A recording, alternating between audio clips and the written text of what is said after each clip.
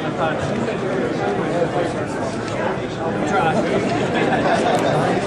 a lot of people in Washington that have never even heard of it. I know.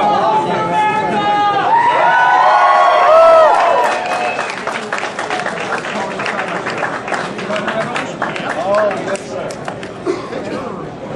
Oh, sorry. Probably camera out again. Oh, me too. Nice to see everybody. Okay, wonderful. Thank you. Good to see everybody. Hey. All right, who's next?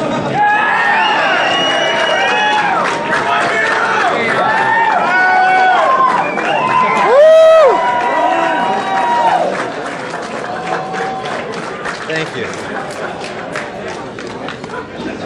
There you go. Very good. Right, take care. Hello. Nice to meet you. We got a huge following in Louisville, Kentucky. Drove here from there. Thank you very much. Glad you made it. Good. How you doing? Wait, let's patiently wait. She's waiting right here. Good. There you go. Dr. Paul, I saw you in Chicago, so it's good to see you. I just love seeing you, buddy. It was. I didn't shake your hand, though, so I'd be honored. Well, make sure we do it this time. Thank you. Dr. Paul, hi. This is our message from Cincinnati. My two boys, can I get a picture? Yeah, okay. The two of them, one of them. Yep. Are you going to get in? There we go. Basically,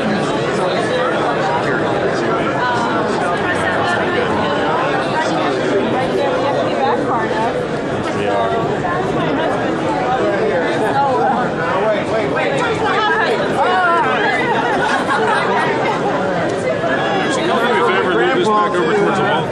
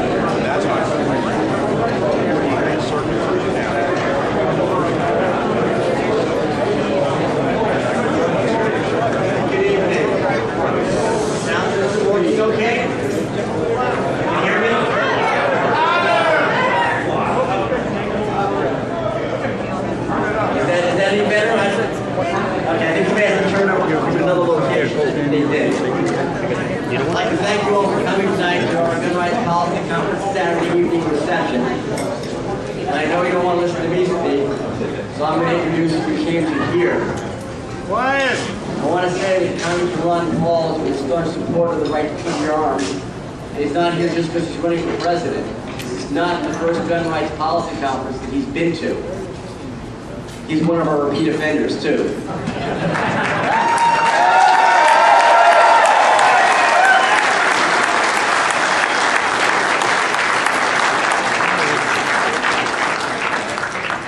No introduction I can give to really do justice to him. And most of you know more about Congressman and his history than I do, so I'm just going to give you who you want. Here's Congressman Ron Paul.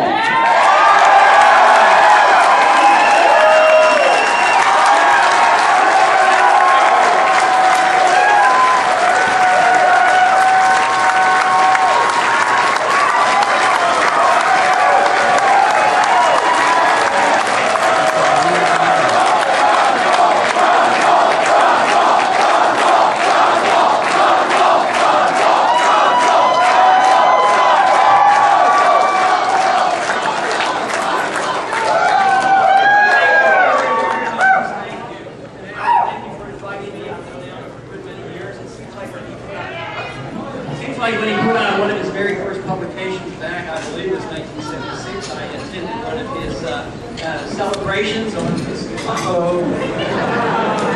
Now, who's conspiring against us? Let's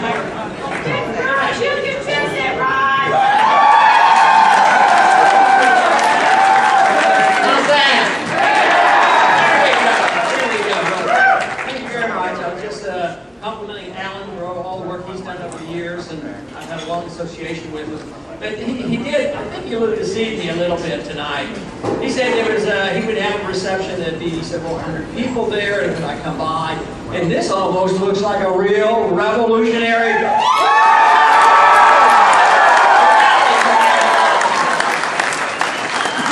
thing I've noticed in these last few days, last few weeks, last few months, is that the revolution is spreading by leaps and bounds.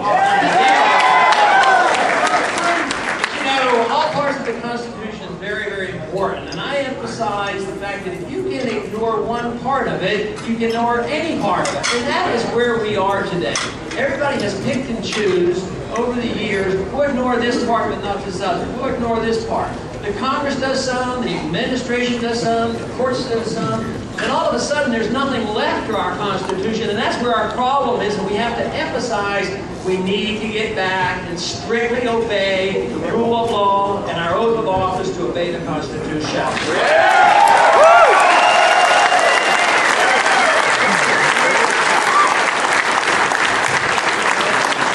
asked me earlier, as president, what would I do in appointing somebody in charge of the BATF? I said, well, I thought we were supposed to get rid of the BATF.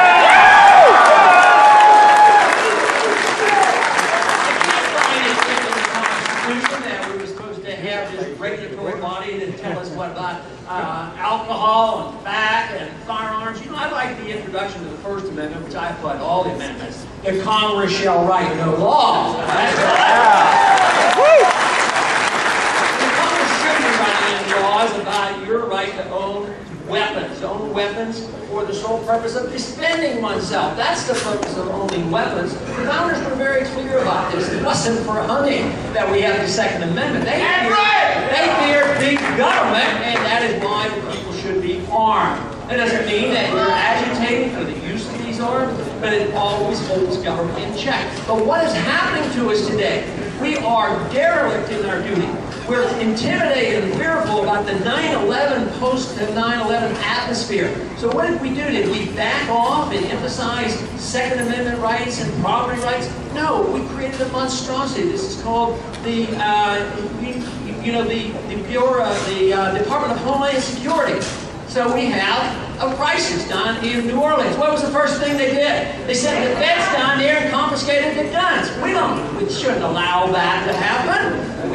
We should reverse this law. It has to be done with emphasis on the Constitution, on the rule of law, and most importantly, is the right to own property. In some ways, the Second Amendment was an extra emphasis on the right to bear arms because they thought it was so important. But basically, the right to own arms is based on the concept in a free society that you have a right to own property. And it's a piece of property, and when you own property, you're supposed to be responsible. You can't hurt other people. You can use it to defend oneself, but you can't use property to hurt other people. So really, the Second Amendment is the extension of the basic principle. In a free society, we have a right to own property, and that to me is so important.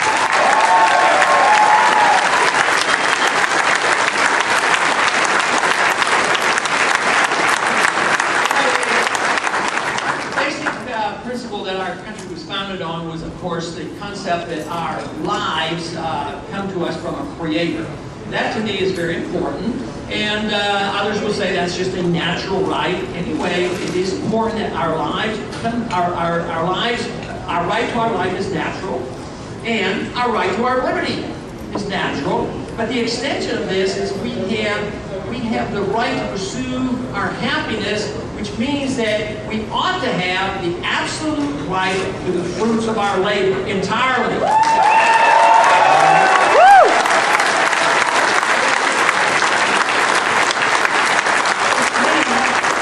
means if we own our lives and we own the fruits of our labor, what would be the next thing that we would do, or one of the very first things we would do, and that is repeal the 16th Amendment and make sure we don't have an income tax.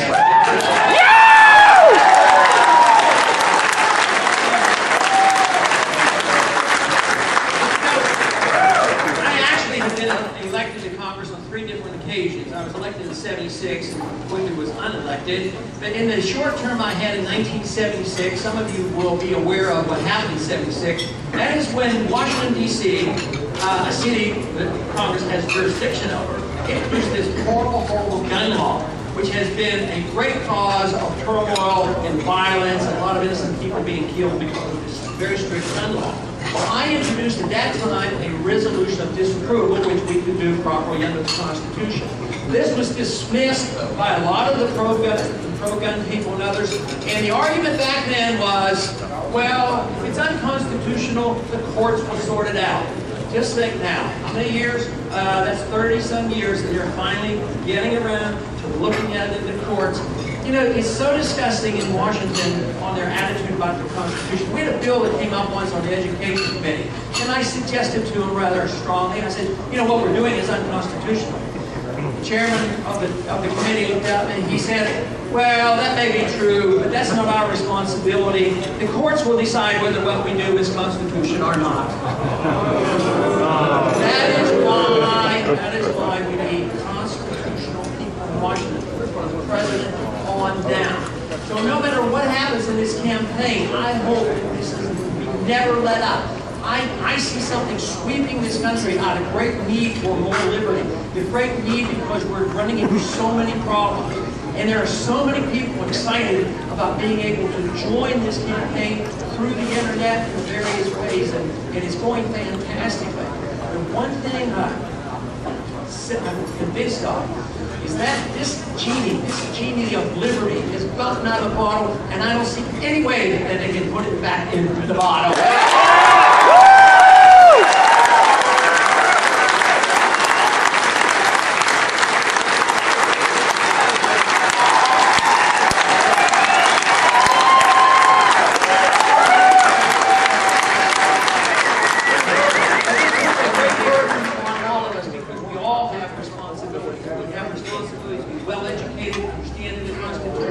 Understanding the Second Amendment and taking a part in it. Just being here is taking a part in it. But everybody has a special responsibility. Mine happens to be where I am today. It's not that I had it planned or knew what would happen. And in many ways, I just try to be educated, try to understand it, and offer my services. It is all we need to do is understand the issues, understand how we can defend liberty. Believe me, there's a role to play. It will be different for everybody. But if each and every one does this means our numbers will grow by leaps and bounds, and that is exactly what's happening today. You know, in this recent reporting period in the campaign, we are the only campaign that actually increased the percentage of funding compared to anybody else.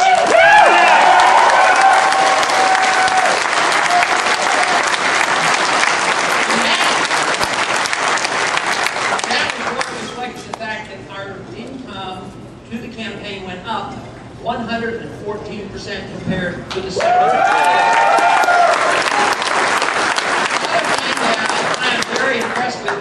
having a very strict constitutional viewpoint about our foreign policy and take advice from the founders. I don't believe we should ever go to war without declaring war, and we go and declare it and win it and get it over.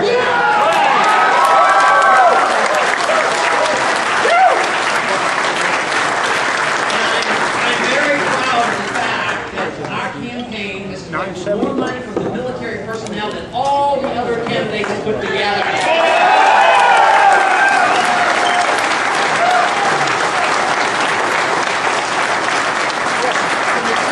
There's something very special going on. I think there's a great need for this message. I think there's something to say about the young people are responding overwhelmingly. They love this message of liberty. They see what they're inheriting, a tremendous financial burden. Inheriting a foreign policy that is just slipping away and costing us so much. And they know they're not going to get anything out of Social Security, so when we talk about how to find our way out of these problems, I have so many young people joining us. But just think of the explosion of interest that the young people contribute to on the internet. It's magnificent what has been happening.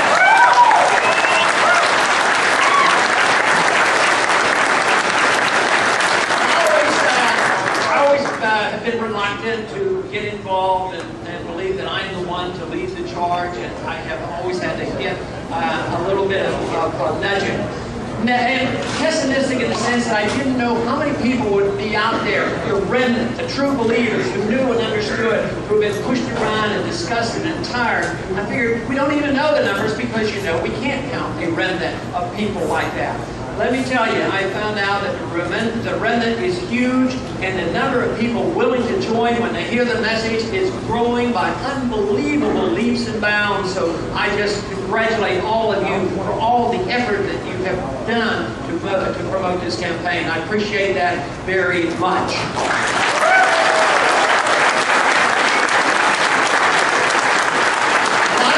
A lot of people give me a lot of credit for doing what I have been doing. But the truth is, one person can't do this. I am just, you know, one person out there. It can't exist. It couldn't have happened without people like you. And our rallies keep getting bigger and bigger. I was so impressed the other day. We went out to the University of Southern California, and we had like 1,200 people show up.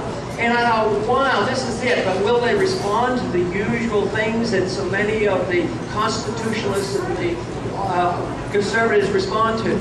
So I tested it. So what did I do?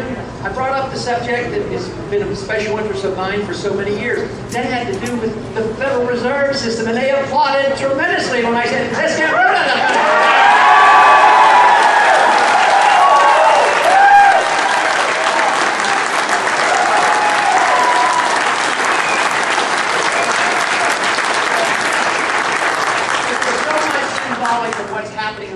Whether it's the way they try to solve problems down in New Orleans or what they do with education in Washington, D.C. That is one city we have responsibility for in education.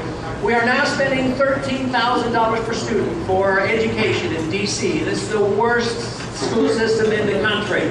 And they have the strongest gun laws, and there's more violence. The strongest drug laws, and more drugs than any before. It's just an absolute failure. So what are they doing? What does Hillary and these other ones want to do? They want to turn health care over to these same people. I think what has happened, and what we are attempting to and successfully renewing this spirit of freedom, because people have lost confidence in themselves and figured that nothing can happen without government. Government is the mainstay. We have to have government to take care of our educational needs, our medical needs. They have to tell us how to live. It's the government that's supposed to promote virtues. And I'm sure that's not on a video. No, but it is obviously government has just gone overboard, and the American people are waking up and seeing this. So it's the lack of confidence, and when people realize that we don't have to change things dramatically, we have to just go back on track again. And people will sometimes say, oh, all you want to do is go back to the 19th century. You're a good candidate for the 19th century. That is not true. because freedom is a new and young idea. It's just brand new in the history of mankind. We have been blessed because we have received the benefits of human freedom more so than anybody else. But it was imperfect then, it's imperfect now. But what we want to do in this revolution is just pick up where it was left off. Let's reverse the trend of the last 100 years, pick up where we dropped off, pick up the optimism and the conviction of the founders and the belief in the Constitution that free people can solve these problems, that we don't need big government, and we certainly don't need big government spreading to the higher levels. We don't need the UN, and we don't need the UN telling us about our guns right ownership.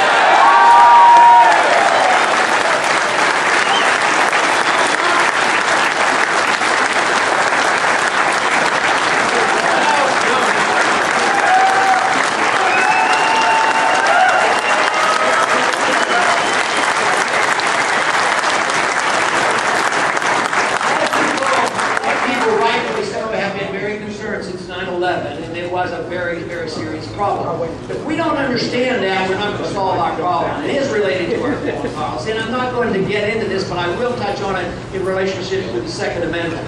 It was the fact that what we had institutionalized in the airline industry was the government would take care of it. Government regulations. Government said no guns in the cockpit.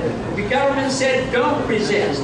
Why in the world should we be so surprised? I mean, do they come barging into our houses when they know we have guns? No, they don't. But under those circumstances, they did. But instead of going in the direction of emphasizing the obligation of private property owners to protect their property as well as their passengers or their clients, we moved in the other direction. We moved to gigantic government to the point now we have become just zombies at airports, confiscating toothpaste and we can barely say anything. I mean, what have we allowed this to happen to ourselves?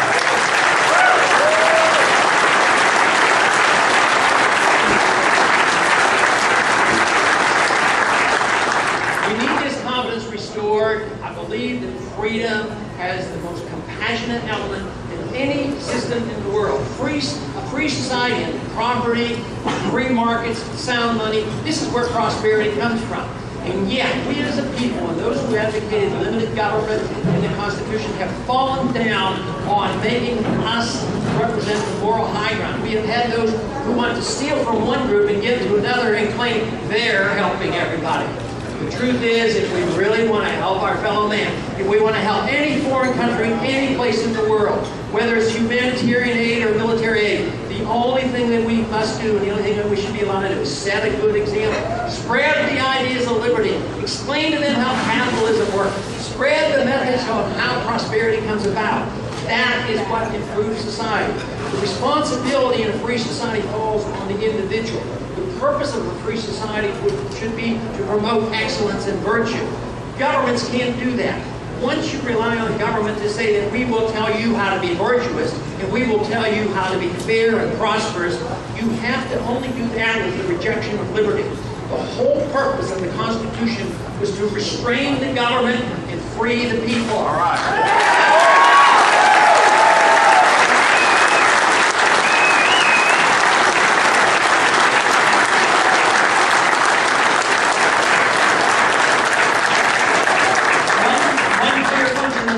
The government should be in a free society, that there are no secrets in government except under very rare circumstances. Today we have total secrecy in government, and what do we have? Total invasion of our privacy. Constantly, they're trying to get more lists. Just recently, this McCarthy bill that I spoke out strongly against was to have another data bank based in Washington finding out who owned the guns and what your health status was.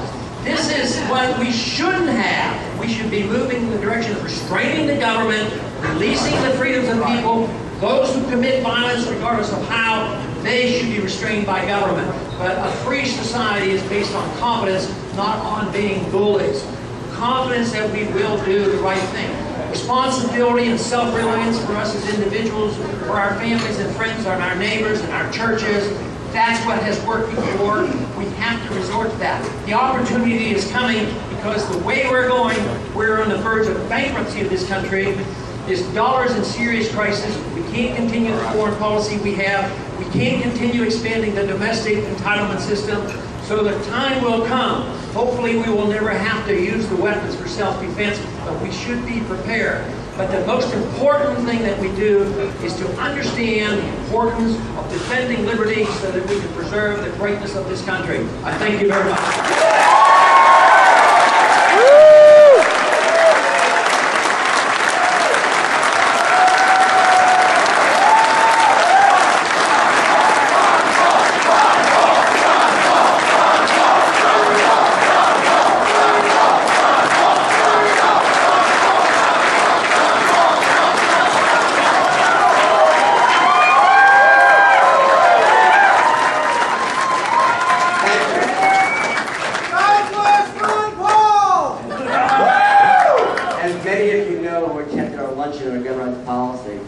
We had announced that the congressman was getting an award, and we were waiting to present it to him here when he spoke. So if you'd be nice enough to hold a microphone for me so I can pick up the award, I'd appreciate it. Thank you, Second Amendment Foundation.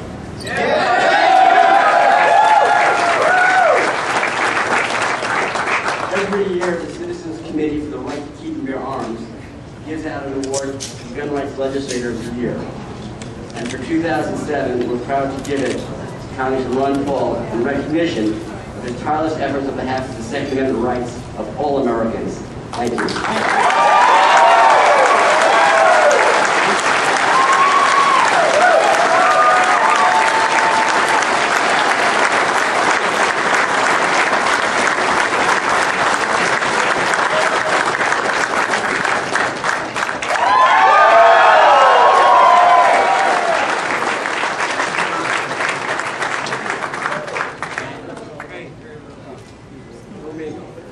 We are all Ron Paul! Thank you for joining us. Thank you for